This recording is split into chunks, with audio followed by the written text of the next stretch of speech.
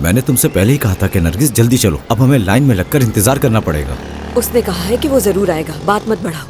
नरगिस साहिबा।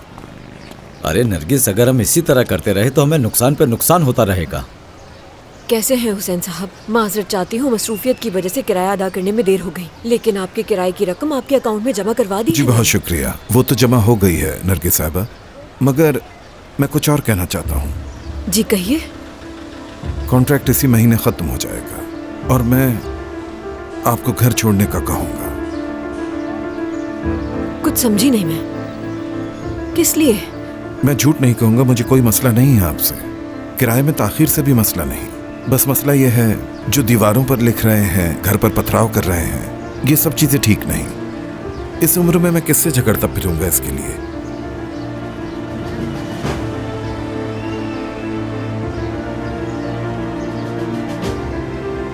मैं समझ सकती हूँ हुसैन साहब, कोई बात नहीं, ठीक है, हम घर खाली कर देंगे, लेकिन मुझे उम्मीद है कि नया घर मिलने तक आप हमें थोड़ी मोहलत देंगे। जी जी मैं समझता हूँ, लेकिन आपको जल्दी करना होगा, मेरी मजबूरी है।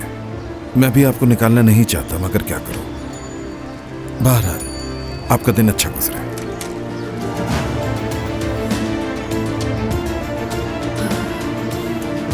क्या हुआ मॉम? हुसैन अंकल क्या बोल रहे थे?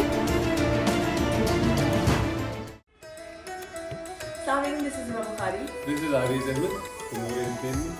Subscribe to YouTube channel of Auntie.